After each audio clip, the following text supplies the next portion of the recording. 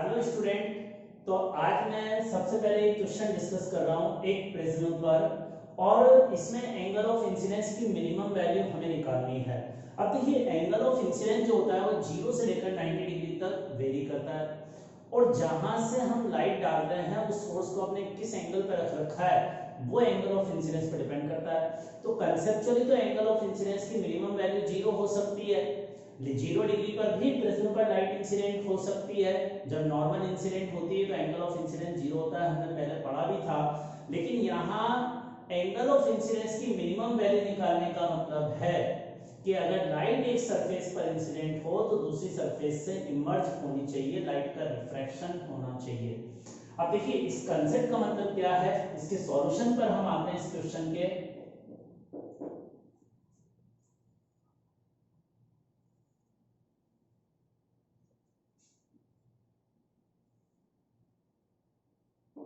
ये angle of incidence, यहां इस पॉइंट पर लाइट इंसिडेंट होने के बाद यहां से रिफ्रैक्शन हो, फिर इस दूसरी सरफेस पर लाइट गिरने के बाद यहां से भी लाइट का रिफ्रैक्शन हो, मतलब इन दोनों पॉइंट पर लाइट का रिफ्रैक्शन होना चाहिए। मैंने क्वेश्चन में लिखा है light refract from both the surfaces of the prism. अब देखिए, यहां पर क्या टीआईआर होना पॉसिबल है कि इस पहली सरफेस पर क्या टीआईआर हो सकता है एक पॉइंट पर? इंसिडेंट रेयर मीडियम में है तो इस एक पॉइंट पर टीआईआर पॉसिबल नहीं है। बी पॉइंट पर टीआईआर इस सेकंड वाली सरफेस पर पॉसिबल है क्योंकि इंसिडेंट लाइट डेंसर मीडियम में है। अब यहां हम ये चाहते हैं कि टीआईआर नहीं हो इस सेकंड पॉइंट पर, तो सेकंड पॉइंट पर टीआईआर नहीं होने की क्या कंडीशन होगी? अब सेकंड पॉइंट पर जो एंगल ऑफ इंसिडेंस है R2, यह C से बड़ा नहीं होना चाहिए, मतलब R2 की वैल्यू क्या होनी चाहिए? C से कम या C के बराबर। ठीक है, C के बराबर होनी चाहिए। अब यहां से अगर R2 की मैक्सिमम वैल्यू निकालूंगा तो R2 की मैक्सिमम वैल्यू क्या हो सकती है? C के बराबर। R2 की हम यहां चाहते हैं लाइट का रिफ्रैक्शन हो और टीआईआर नहीं हो, तो टीआईआर नहीं होने के लिए R2 की मैक्सिमम वैल्यू क्या है? C के बराबर। अब R2 अगर मैक्सिमम है तो देखिए प्रिज्म एंगल का फॉर्मूला क्या होता है? R1 प्लस R2 बराबर प्रिज्म एंगल।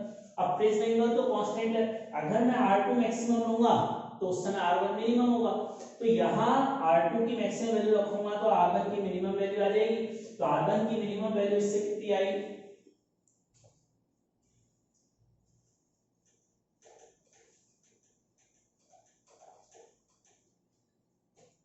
इसको ऐसे समझे, R1 minimum plus R2 maximum is equal to prism angle, और ये वैल्यू तो C के बराबर है, तो R1 की मिनिमम वैल्यू क्या आ गई? A minus C। ये इक्वेशन हमारे पास हो गई। अब अगर हम A पॉइंट पर स्नेल्स लॉ लगाएं तो A पॉइंट पर स्नेल्स लॉ की इक्वेशन ये होगी 1 into sin I is equal to mu into sin R1।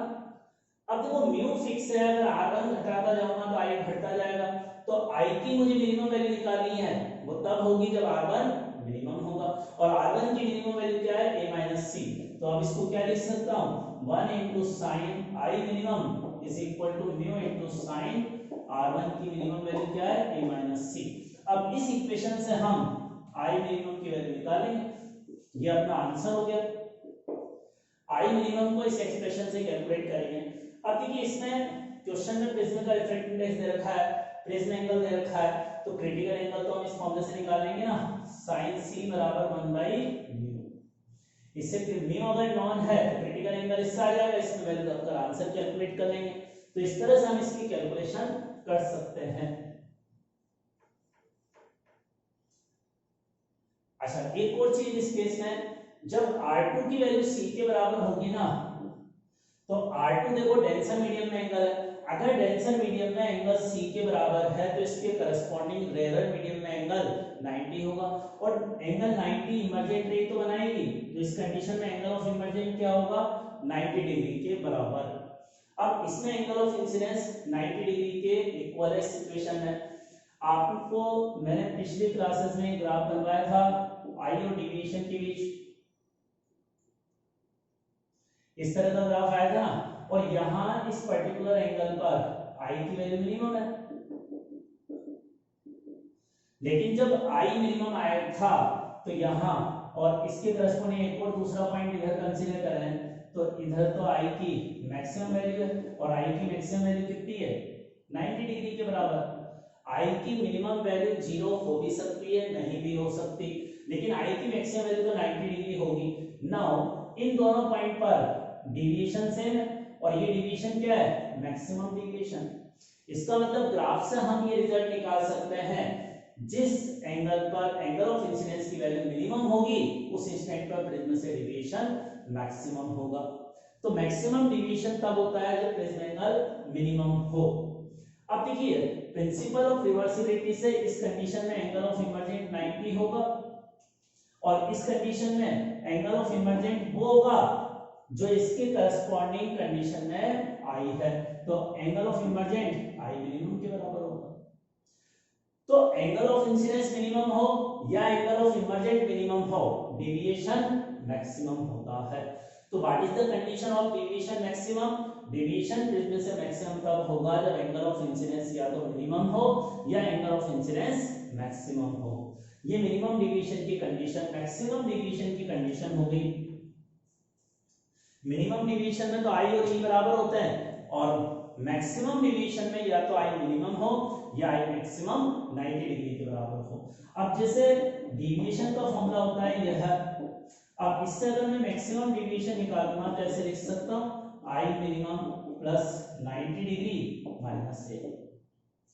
तो डेविएशन मिनिमम मैक्सिमम कब होता है जब आई की वैल्यू मिनिमम हो, और जब आई मिनिमम होता है तो एंगल ऑफ इमर्जेंट 90 डिग्री होता है। इससे हम मैक्सिमम डेविएशन कैलकुलेट कर सकते हैं। तो ये मैक्सिमम डेविएशन को निकालने के लिए एक्सप्रेशन। नाउ इसी क्वेश्चन का सेकंड पार्ट अगर हम देखें, हमें प्रिज्म एंगल 60 डिग्री दे रखा हो, मान लो रिफ्रैक्टिव इंडेक्स √2 के बराबर दे रखा हो। अब आई मिनिमम निकालना है और मैक्सिमम डेविएशन प्रिज्म से कैलकुलेट करना है क्या होगा, ताकि लाइट किसी भी सरफेस पर लाइट का टीआईआर नहीं हो, मतलब एक सरफेस पर लाइट इंसिडेंट होने के बाद दूसरी सरफेस से लाइट प्रिज्म से बाहर इमर्ज हो। तो लाइट का रिफ्रैक्शन होने के लिए what will be the condition?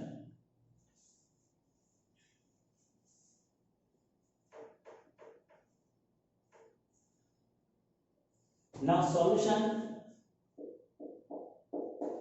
देखिए, आई मिनिमम तो हम इस फॉर्मूले से निकाल लें, म्यू नॉन है ए नॉन है, सी आ जाएगा और सी को निकालने के लिए फॉर्मूला लगा दें।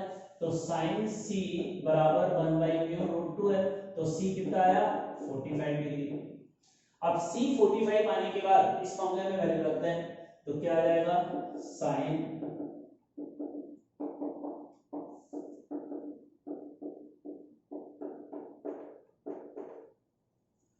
अब इसको सॉल्व करना डिफिकल्ट है क्योंकि 60 में से 45 माइनस करेंगे तो 15 डिग्री आएगा और साइन में 15 डिग्री की वैल्यू हमें नहीं पता।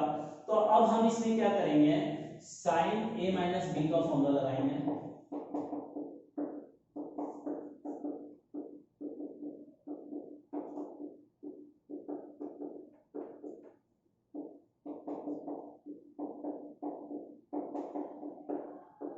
देखो साइन a माइनस बी का फॉर्मूला ये होता है, अब इसमें a बराबर 60 डिग्री रखूं, b बराबर 45, तो इस साइन 50 डिग्री की वैल्यू आ जाएगी हमारे पास इस फॉर्मूले से। तो अब इस फॉर्मूले को यूज करके वैल्यू निकालते हैं।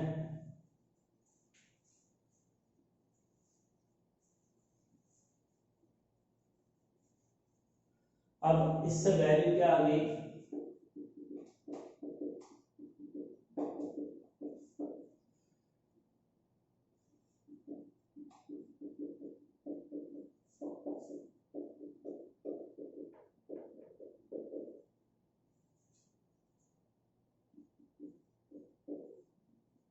बस इसको सॉल्व कर लेंगे, वो अपना आंसर होगा।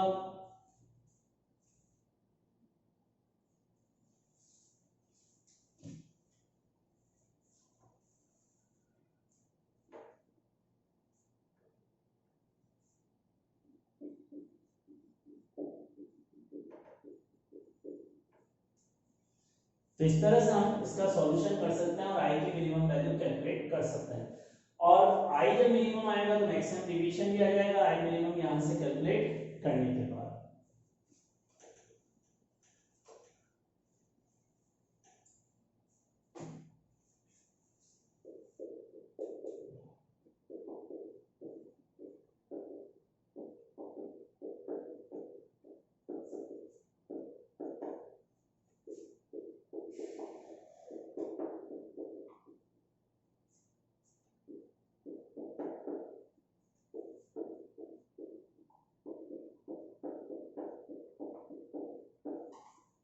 देखो इसमें भी वही क्वेश्चन है कि प्रिज्म की दूसरी सरफेस पर लाइट का टीआईआर नहीं होना चाहिए, रिफ्रैक्शन होना चाहिए। उसके लिए प्रिज्म एंगल की मैक्सिमम वैल्यू क्या होगी, मैक्सिमम प्रिज्म एंगल निकालना है। अब देखो प्रिज्म एंगल ये है, ये वाला प्रिज्म एंगल होता है इन दो सरफेसेस के बीच का एंगल जिनसे लाइट का रिफ्रैक्शन हो। अब यहां से लाइट इंसिडेंट होने के बाद यहां से बाहर निकले तो ये प्रिज्म एंगल क्या होगा, तो प्रिज्म एंगल तो बनाने वाले के ऊपर है। इन दो सरफेसेस के बीच की डिस्टेंस कितनी रखे इस ट्रायंगल में, प्रिज्म एंगल तो क्या है, प्रिज्म एंगल की वैल्यू 0 से लेकर 180 के बीच कुछ भी हो सकती है। प्रिज्म एंगल की वैल्यू 0 से 180 के बीच में कुछ भी हो सकती है और मैक्सिमम तो होगी 180 के बराबर। लेकिन अगर 180 पर रख दोगे तो ऐसा हो सकता है कि यहां से इंसिडेंट होने वाली लाइट का इस सेकंड वाले पॉइंट पर टीआईआर हो जाए। लेकिन हमें क्वेश्चन में दे रखा है कि सेकंड सरफेस पर लाइट का टीआईआर नहीं होना चाहिए। तो टीआईआर नहीं होने के लिए मैक्सिमम प्रिज्म एंगल कितना होगा ये हमें बताना है। अब देखो इस मैक्सिमम प्रिज्म एंगल को निकालने के लिए मैक्सिमम प्रिज्म एंगल कैसे निकालेंगे, तो प्रिज्म एंगल का फॉर्मूला होता है R1 प्लस R2, ये फॉर्मूला होता है ना। अब देखो प्रिज्म एंगल वेरिएबल है हमारे पास, तो यहां पर जो R1 और R2 है, ये R1 या R2, अब R1 R2 दोनों एंगल ही डेंसर मीडियम है और डेंसर मीडियम में एंगल की मैक्सिमम वैल्यू क्रिटिकल एंगल के बराबर होती है। डेंसर मीडियम में मैक्सिमम एंगल लाइट के साथ नॉर्मल का क्रिटिकल एंगल के बराबर होता है। तो ए प्रिज्म एंगल की मैक्सिमम वैल्यू क्या होगी, R1 की जब मैक्सिमम हो एंड R2 भी मैक्सिमम हो। अगर R1 R2 मैक्सिमम हो गए तो प्रिज्म एंगल की वैल्यू मैक्सिमम हो जाएगी। और R1 भी डेंसर मीडियम में एंगल है, R2 भी डेंसर मीडियम में है, तो दोनों की वैल्यू मैक्सिमम क्या होती है, C के बराबर। लाइट का अगर डेंसर मीडियम में एंगल C से ज्यादा हो जाता है तो लाइट का रिफ्रैक्शन नहीं होता, टीआईआर हो जाता है। तो टीआईआर नहीं होने के लिए R1 R2 की वैल्यू C से कम या उसके बराबर होनी चाहिए। तो अब A की मैक्सिमम वैल्यू क्या आ गई, 2C। तो ये इसका आंसर, ये एक तरह से फॉर्मूले की तरह है, इंपॉर्टेंट फॉर्मूला है कि अगर हम लाइट का चाहते हैं कि टीआईआर नहीं हो प्रिज्म से, तो prism angle should be less than 2C और उसके इक्वल होना चाहिए। 2C से ज्यादा होगा तो एक सरफेस पर आने वाली लाइट का दूसरी सरफेस से टीआईआर हो जाएगा। क्लियर, चलिए नेक्स्ट आए। और इसको ये भी लिख सकते हैं, हम ये जानते हैं साइन C बराबर 1/μ होता है, तो C को लिखा जा सकता है। तो A की मैक्सिमम वैल्यू आ गई 2 इंटू साइन इनवर्स 1/μ।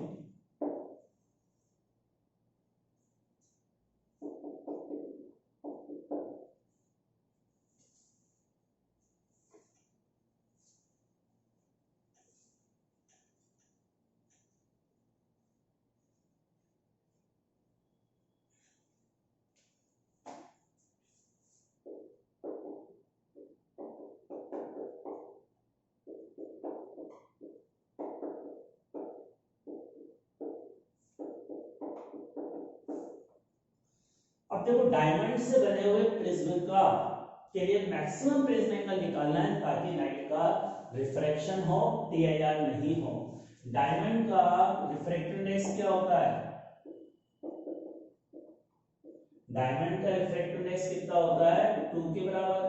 तो अब इसके लिए इस फॉर्मूला में अगर वैल्यू रखूंगा 1/2 तो C आ जाएगा 30 डिग्री। तो क्रिटिकल एंगल कितना आया 30 और क्रिटिकल एंगल का डबल मैक्सिमम प्रिज्म एंगल है। तो अपना आंसर क्या आ गया, maximum prism angle is equal to 60 degree. Maximum prism angle 60 degree के बराबर होगा।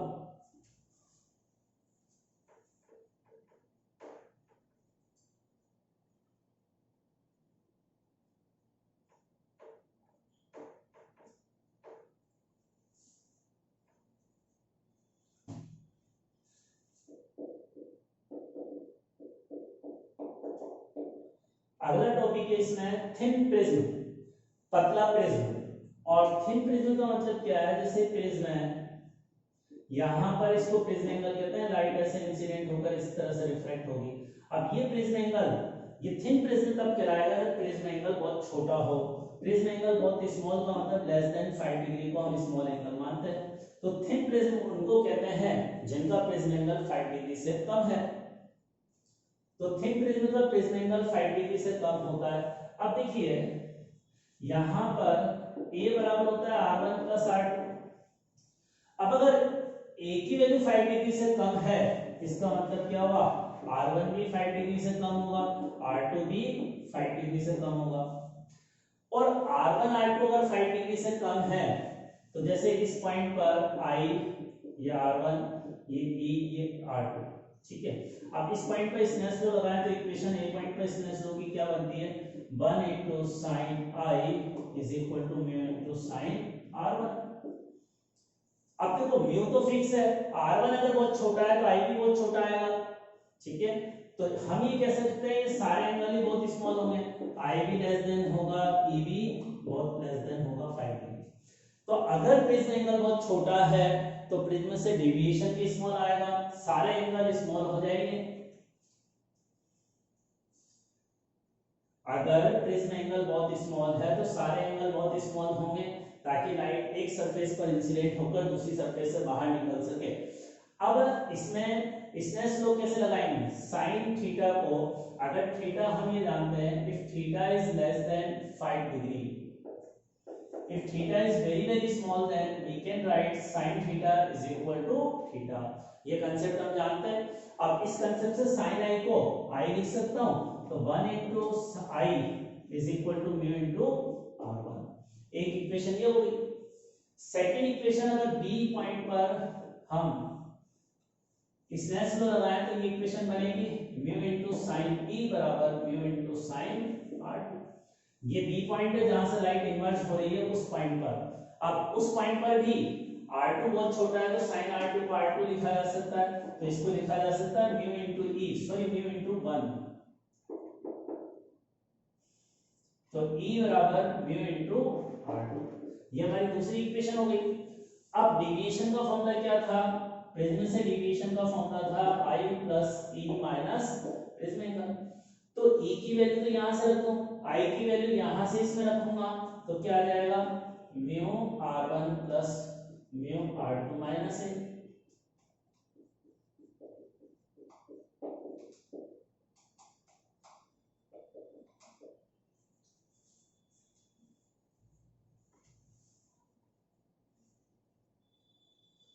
तो अब तो फिर ये एक्सप्रेशन आ गया mu minus 1 into prism angle.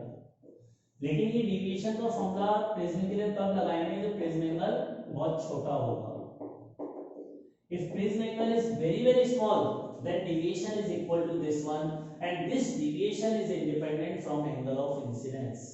पतले प्रिज्म के लिए प्रिज्म का से डेविएशन उसके एंगल ऑफ इंसिडेंस पर डिपेंड नहीं करता है। तो बस एंगल ऑफ इंसिडेंस छोटा होना चाहिए, 1 डिग्री हो या 2 डिग्री, फिर कोई फर्क नहीं पड़ेगा। तो प्रिज्म से डेविएशन का फॉर्मूला यह है। अब देखिए अगर सराउंडिंग का रिफ्रैक्टिव इंडेक्स, इफ ये तो एक्सप्रेशन तब है जब सराउंडिंग का रिफ्रैक्टिव इंडेक्स 1 के बराबर हो, हमने वैक्यूम मान रखा है। लेकिन अगर सराउंडिंग का रिफ्रैक्टिव इंडेक्स 1 नहीं होगा ना, तो इस एक्सप्रेशन में म्यू को रिप्लेस करूंगा mu divided by mu surrounding. मतलब यहां इस म्यू का मतलब है refractive index of prism material with respect to surrounding. तो इस कंडीशन में ये फॉर्मूला हमारे वैक्यूम के लिए है। अगर मीडियम में प्रिज्म रखा होगा तो फिर फॉर्मूला होगा mu upon mu S minus 1 into prism angle in medium.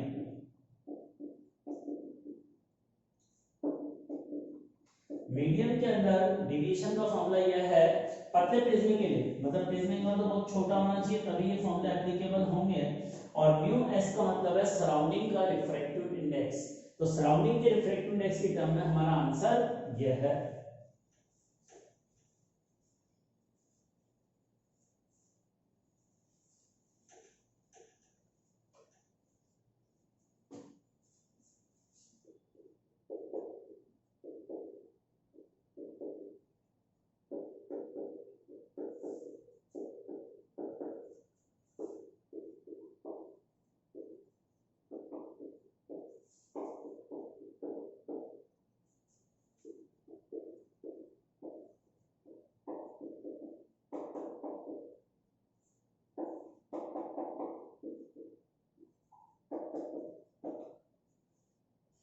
अभी हमें दे रखा है प्रिज्म एंगल 60 डिग्री है और डिविएशन जो है वो कैलकुलेट करना है light incident normally on equilateral prism on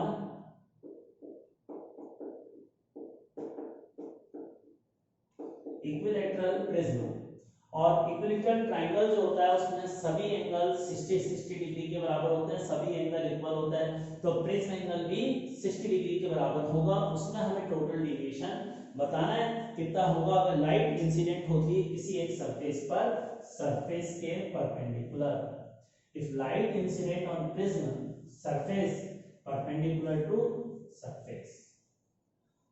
normal incident होने का मतलब, अब देखिए इस क्वेश्चन को कैसे सॉल्व करेंगे।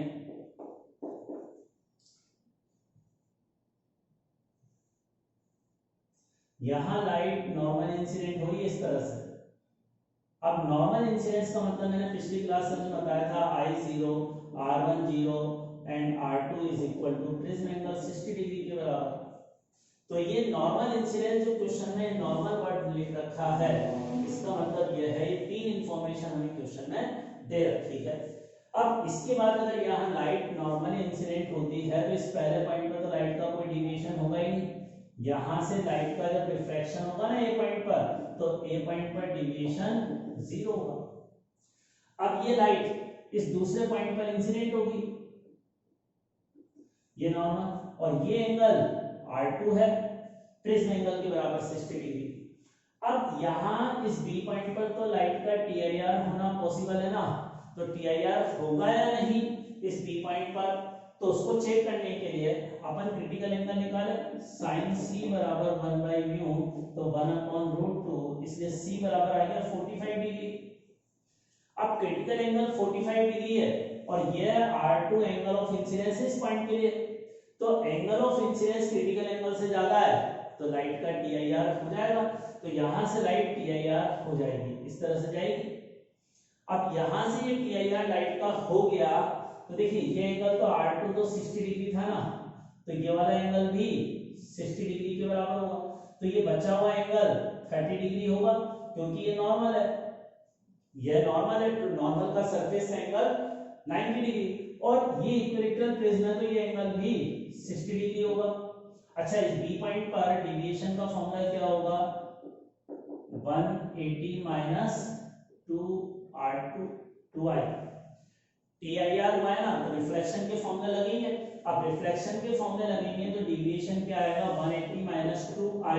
यहाँ एंगल ऑफ इंसिडेंस तो 60 डिग्री है, तो ये डिविएशन कितना आ गया 60 डिग्री। और किस डायरेक्शन में आया है यहाँ डिविएशन, लाइट ऐसे जा रही थी डिविएट, तो ये क्लॉकवाइज हुआ ना, तो क्लॉकवाइज डिविएशन है, तो बी पॉइंट पर 60 डिग्री का क्लॉकवाइज डिविएशन है और ए पॉइंट पर डिविएशन 0 है, ए पॉइंट पर डिविएशन 0 है और बी पर 60 डिग्री है।